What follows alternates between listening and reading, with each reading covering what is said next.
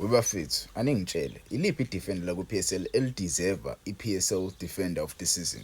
Yebo, i-Defender of the Season le award le etholwayo kuma-PSL Awards. Ungangitshela ama-comments ukuthi iliphi i-defender elideserve le award. But ke for me, uSibisi bafethu. uSibisi, the guy deserves that award. Yebo, the guy deserves that award. Mengayena uSibisi, ngayinikeza uBasadini.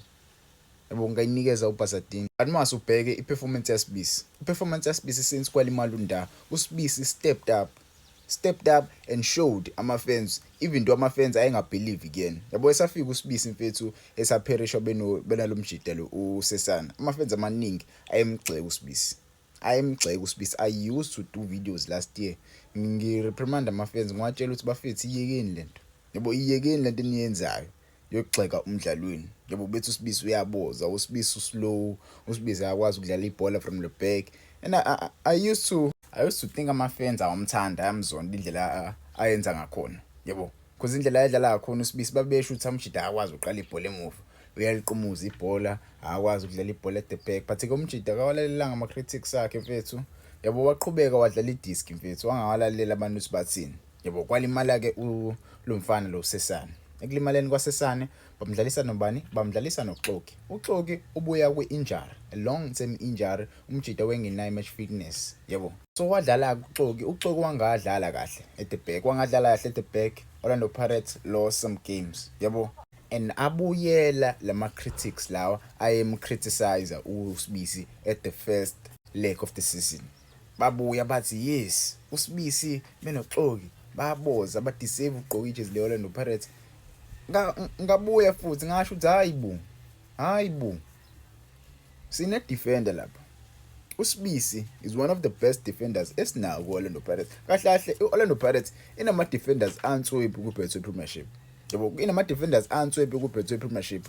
Injury free, we have one of the best defenders in the Betway Premiership. Logo nje ungahamba uyoku-arguisha ni-ancestor yakho but nje aside from uMayela mfethu, yabo aside from uMayela, yes uMayela uyi-defender but I feel like lumjida usekhona kwi-Orlando Pirates for ama-press conferences, yabo into kanjalo. But ke overall defenders kwi-Orlando Pirates mfethu, one of the best centre backs kwi-league. One of the best centre backs kwi-league. Ebenchini nakhona right now sinombokazi, yabo sinombokazi e-DDC graduates odlala kamnandi. Yabo, so I feel like mina uSibisi indlela adlala ngakhona, indlela ayimbisela ngakhona, he is in the talks of getting that award. Ungangitshela wena owakho umdlali obona deserve le award le. But for me, he deserves ukuyithola le award le. He deserves to get this award. Indlela adlala ngakhona nombokazi right now, indlela bedlala ngakhona noSesana. Yabo, even now uXoki useyashine right now because yabo usenayo i-match fitness. I'm not saying uXoki uyaboza.